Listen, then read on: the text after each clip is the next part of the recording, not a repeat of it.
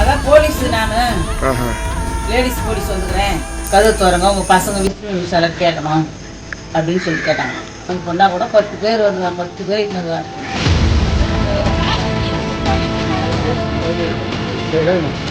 கணவரை கொன்றவருடைய குடும்பத்தார் 3 பேரை கொலை செய்து பழிக்கு பழி தீர்த்த பெண்ணால பெரும் பரபரப்பு ஏற்பட்டிருக்கு. பெண் காவலர்னு சொல்லி வீடு புகுந்து கூலிப்படையை ஏவி 3 பேரை பெண்ணொருத்தங்க கொலை செஞ்சிருக்கிறது மீஞ்சூர் பகுதியில பெரும் அதிர்ச்சியும் பதட்டமான சூழலையும் ஏற்படுத்தியிருக்கு.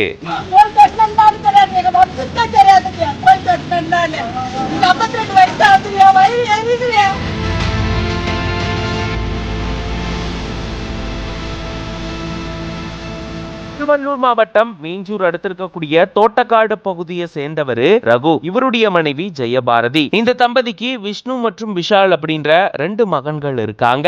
இந்த நிலையில தான் கடந்த 3 மாதத்துக்கு முன்னாடி பொன்னேரி சின்னக்காவனம் பகுதியை சேர்ந்த லட்சுமணன் விஷ்ணு கொலை செஞ்சதா கூறப்படுது. இதன் காரணமா விஷ்ணு கைது செய்யப்பட்டு சிறையில இருக்காரு.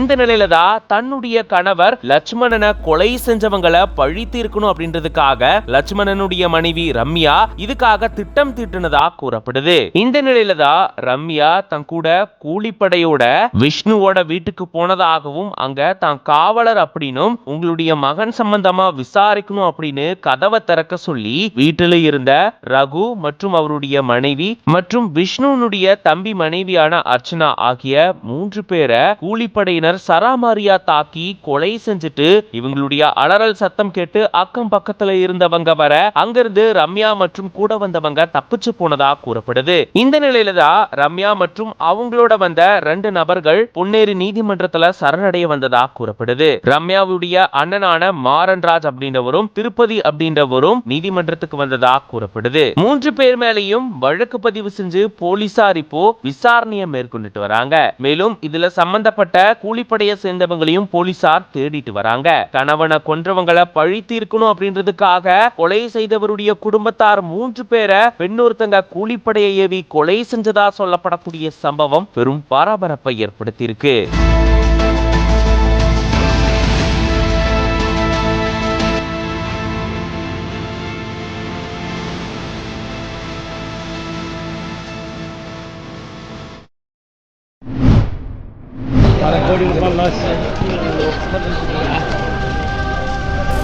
பற்றி எறிந்த டாடா நிறுவனம் தீக்கிரையாகி நாசமாகிய பல கோடி ரூபாய்.